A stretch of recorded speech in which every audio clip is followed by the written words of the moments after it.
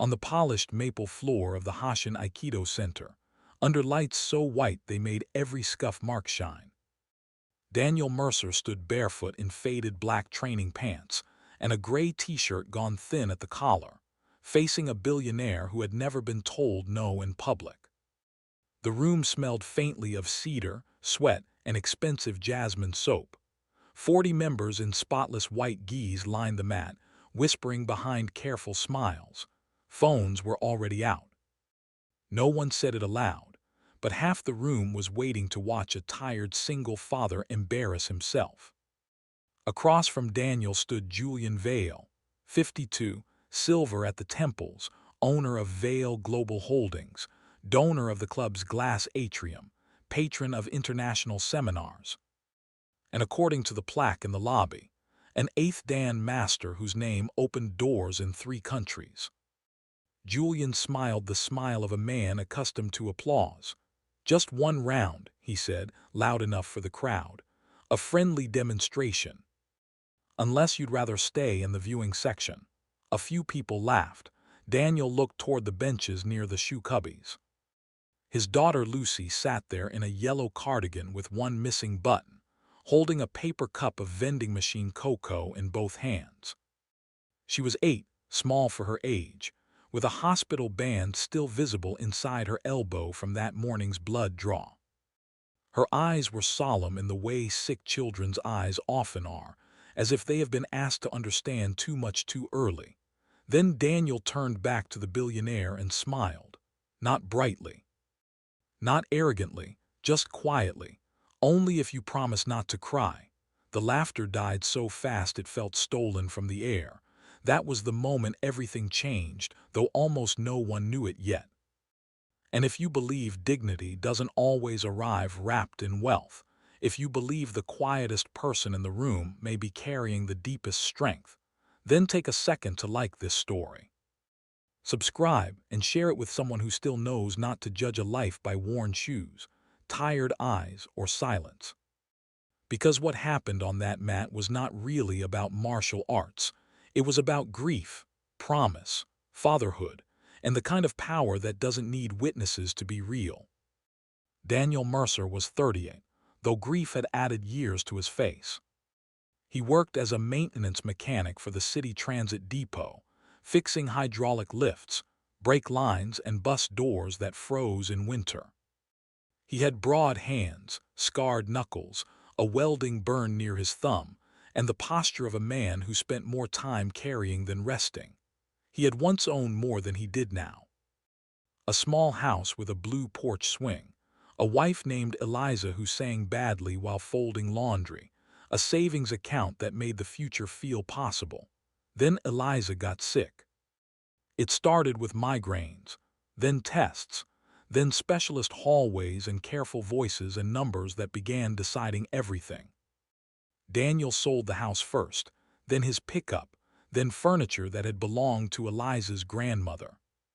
He learned the language of insurance denials, pharmacy lines, and that particular kind of helpless fury that comes from watching money negotiate with time.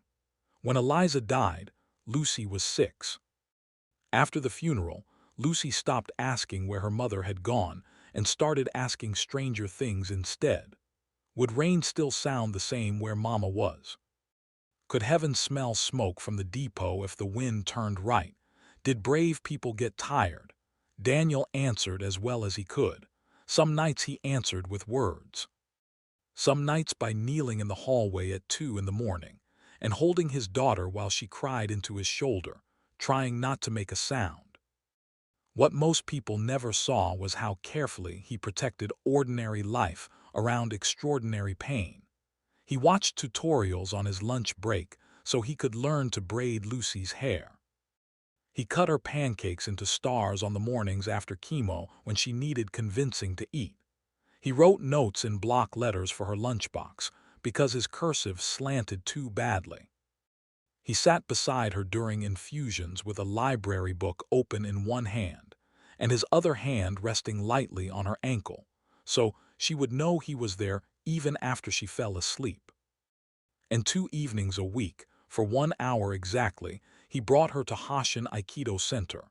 That had not been his idea. The suggestion came from Nurse Mara Benitez at St. Catherine's Children's Wing, a woman in lavender scrubs and cartoon cloud socks who spoke to frightened parents with the steadiness of someone who had learned how to hold panic without feeding it. Lucy had been having nightmares after treatments. Daniel had started living in a permanent brace, shoulders tight, jaw locked, as if every hallway might lead to another hard conversation. Movement helps children feel their bodies belong to them again, Mara told him one Tuesday while Lucy slept under a hospital blanket. And sometimes it helps the parent even more. There's a partner program with the Aikido Center downtown. Quiet classes, good people. Try 1 hour that belongs to breath instead of fear. Daniel nearly laughed. Good people and upscale downtown clubs did not usually belong in the same sentence, but Lucy lifted her head and asked, "Can I wear the white pajamas?" So they went. The first night, Daniel almost turned around in the lobby. The floor gleamed like still water. Framed calligraphy hung on the walls. There was a bonsai near the desk that probably cost more than his refrigerator. Then Lucy slipped her hand into his and whispered, "I want to see the white pajamas." A receptionist named Hannah greeted them without blinking at Daniel's grease-stained work jacket. She handed Lucy a child-sized gi folded like a gift. When Daniel reached for his wallet, Hannah said, "The partner classes are covered. Just come in." At first he stayed on the benches and watched. He watched Lucy learn to bow. He watched her shoulders soften by degrees. He watched the elderly instructor, Kenji Sato, teach children how to fall without fear. "Not hard," Sato always said. "The earth already knows how to catch you if you stop fighting it." One night, Lucy stumbled during a turn and burst into tears before she even hit the mat. Daniel was already on his feet, but Sato only knelt and said, "Crying is not the same as losing. It is only the body telling the truth faster than the mouth can." Lucy repeated that line for weeks. Daniel began staying after class to stack mats or fix small things around the building. A sticking storage door, a leaking sink, a failing air handler before summer heat. He never called any of it kindness. He called it not being useless. What almost no one at Hashin knew was that Daniel had not come to Aikido as a stranger. At 19, long before marriage and hospital bills, he had trained seriously under his uncle Thomas Mercer in a drafty warehouse dojo above a machine shop in Tacoma. His uncle had taught him that the deepest discipline in any fighting art was learning not to fight unless mercy required it. Daniel had been gifted, never flashy, never hungry for trophies, but gifted in the rare way that made timing look like listening. He could feel intention before movement. By his 20s, people had started talking about demonstration circuits and advanced ranks. Then practical life closed around him. His father died in an industrial accident. His mother needed help. Work came first. Later came marriage, fatherhood, illness, loss. Training faded into memory, but some knowledge doesn't leave the bones. Kenji Sato recognized it the second time Daniel corrected a child's stance with 2 fingers, and the child's balance changed at once. After that, when the evening class ended and Lucy was coloring by the mat, Sato would sometimes toss Daniel a wrist and say, "Show me what your old life remembers." They trained quietly. Not every week, only when hospital schedules allowed, only when exhaustion wasn't winning, enough for Sato to understand exactly what was hidden in plain sight. Enough for Lucy to tell Nurse Mara with complete seriousness, "Daddy gets quiet when he does the invisible dancing." The day of the gala began badly. Lucy's blood counts were lower than hoped. The doctor was calm but not casual, which was always worse. There would be another scan, another review, another weight that would settle over the apartment like damp wool. Daniel signed forms, listened to instructions he could have recited himself, and carried Lucy out into a sharp November afternoon with a pharmacy bag in one hand and her blanket in the other. He could have gone home, he almost did, but Lucy touched the ribbon bracelet Sato had once given her and asked, "Can we still go see the fancy bowing, Mr. Sato said he has a surprise for me." So Daniel changed out of his coveralls in the transit depot bathroom, pulled on the least faded shirt he owned, and brought her downtown. The gala made their difference visible at once. Women in silk blouses clustered near the tea service. Men in tailored jackets spoke about boards, acquisitions, and philanthropy beneath banners celebrating harmony and legacy. The children of wealthy members wore uniforms so new they almost reflected blue. Lucy's cardigan had a loose thread at the cuff. Daniel's sneakers were clean but old enough that the soles had softened at the edges. No one was openly rude. In places like that, exclusion usually wears perfect manners. Julian Vale arrived last. People adjusted around him the way water shapes itself around a stone. His gi was tailored. His smile was measured. Even his bow seemed built for photographs. He greeted Kenji Sato with the public warmth of a benefactor. "I hope tonight we give them something memorable," Julian said. Sato's old eyes rested on him for a second. "Memorable things are not always the things we plan." The demonstration began smoothly. Pairs moved through elegant throws and formal reversals. Applause came in neat waves.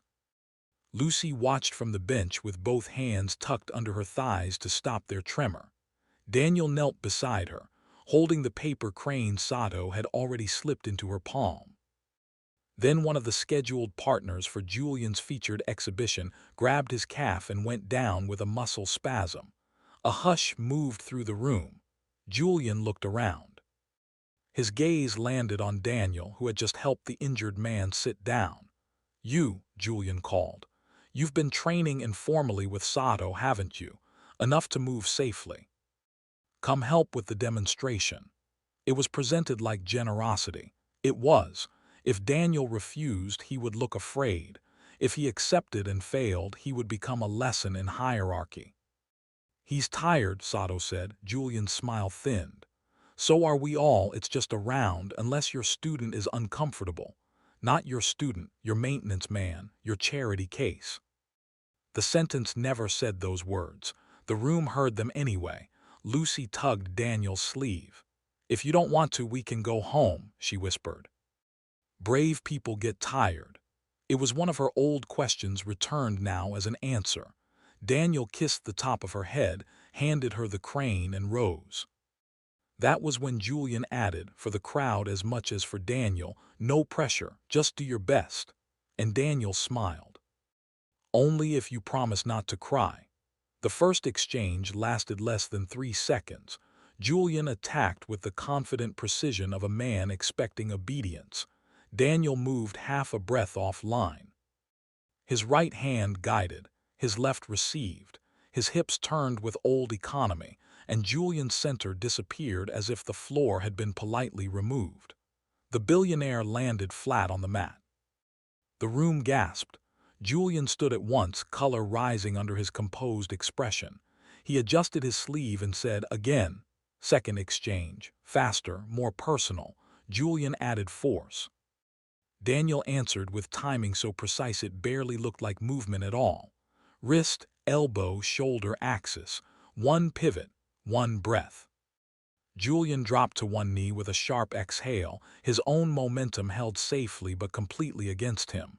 The whispers broke open. "Who is he? Did you see that? Was that planned?" Lucy had stopped trembling. She stared at her father as if a hidden room inside him had opened. Julian came forward a third time, now abandoning demonstration etiquette. Pride had replaced art. Daniel met him with astonishing gentleness. That was what stunned Kenji Sato most. Daniel was not punishing him. He was protecting him. He turned the rush into emptiness, lowered Julian to the floor with one hand at the shoulder and one at the wrist, then stepped back as if setting down something fragile. He did not gloat.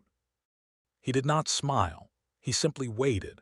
Julian remained on the mat 1 second too long, and in that second the entire evening changed. because humiliation sounds one way when it belongs to the weak.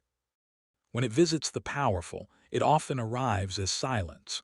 Before Julian could rise again, Kenji Sato stepped to the center and bowed to Daniel with full formal depth. A murmur went through the room.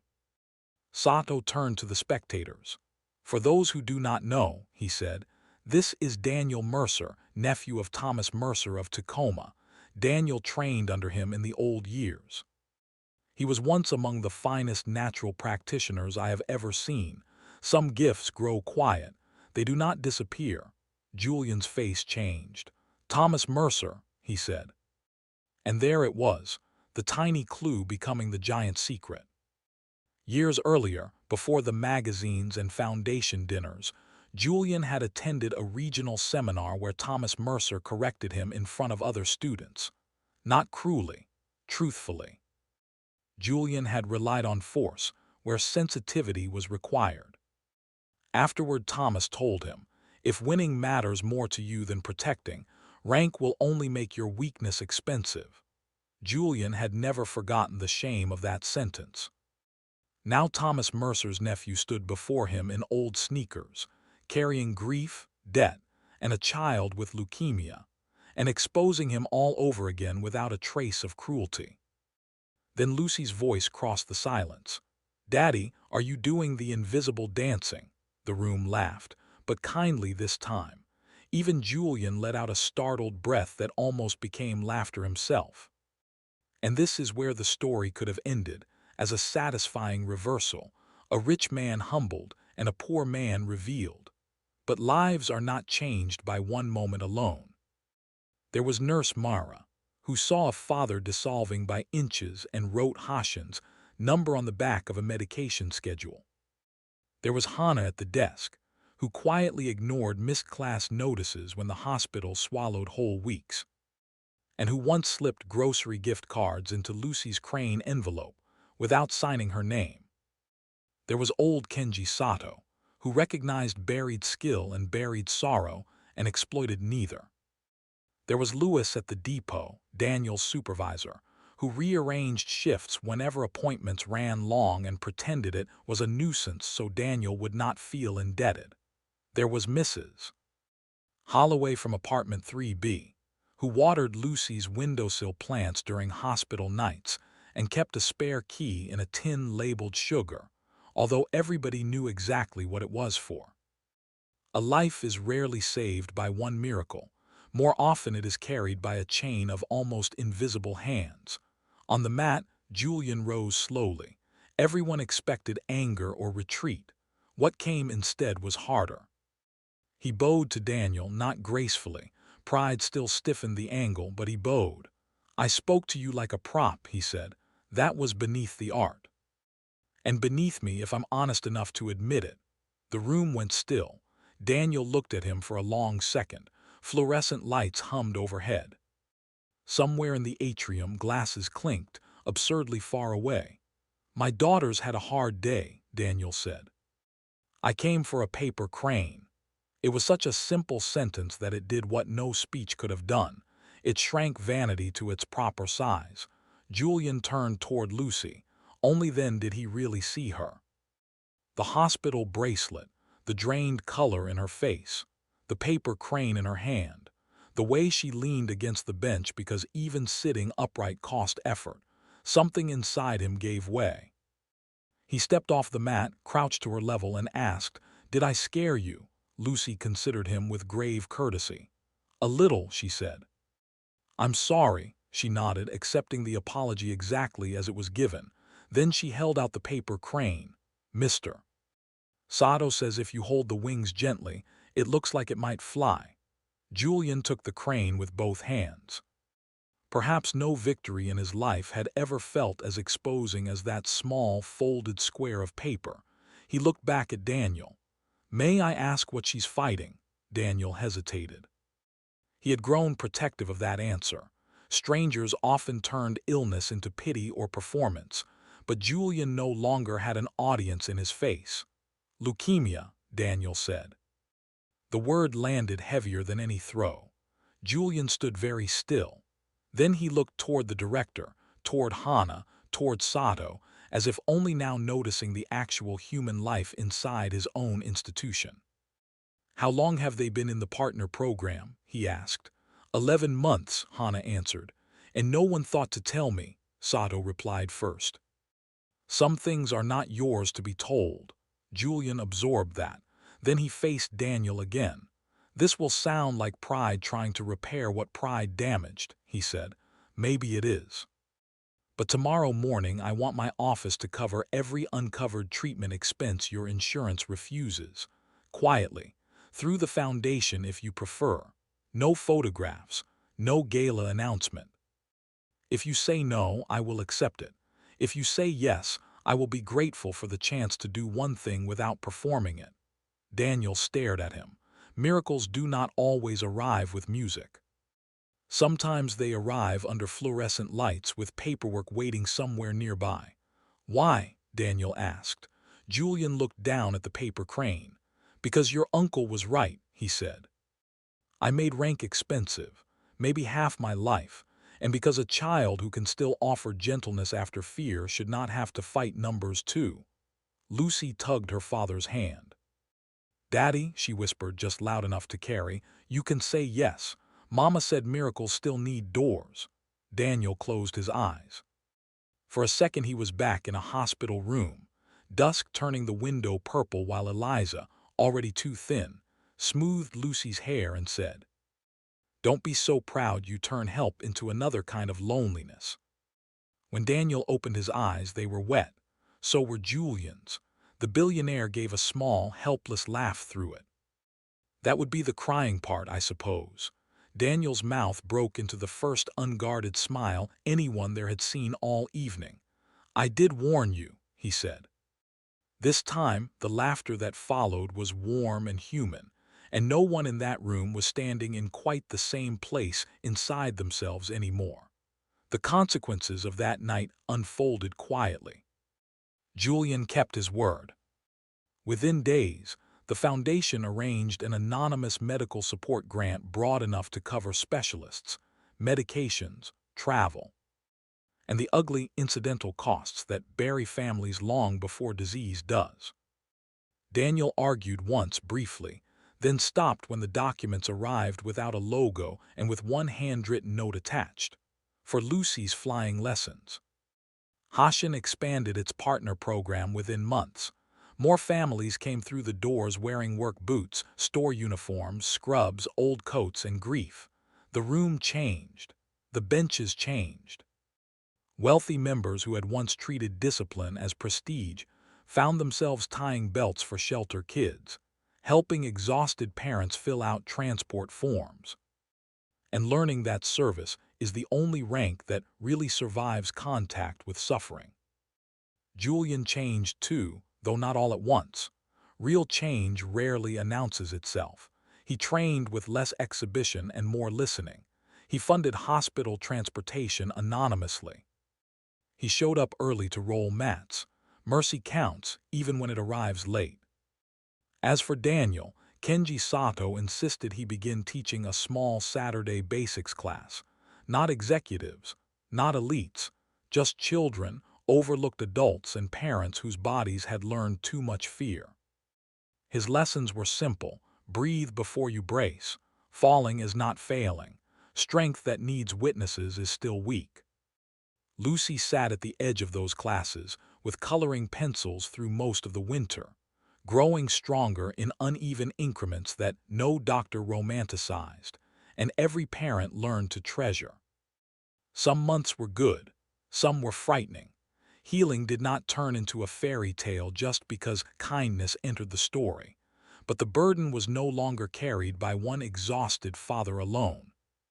One spring afternoon, almost a year later, Lucy actually ran, across the mat to show Sato the gap where her front tooth had fallen out. Daniel laughed so suddenly and so fully that he had to put a hand on the wall. People turned at the sound, startled as if joy were a language they had forgotten he knew. Sato watched father and daughter and said quietly to Julian, who was rolling mats nearby, "This is why we train, not to win, to return people to themselves." Julian lowered his eyes. I'm beginning to learn that. There are moments the world records because they are spectacular. And then there are moments it almost misses because they look ordinary at first. A father in old sneakers, a child with a paper crane, a rich man finally hearing the truth in his own heartbeat. But those are the moments that alter lives, not because someone was thrown to a mat, because someone's pride was, because hidden skill became visible dignity, because a child with every reason to become afraid remained tender anyway, because one tired man who had already lost so much still knew how to answer humiliation without cruelty. So be careful how you measure people. The strongest soul in the room may be the quiet one. The person everyone overlooks may be holding an entire world together with one hand.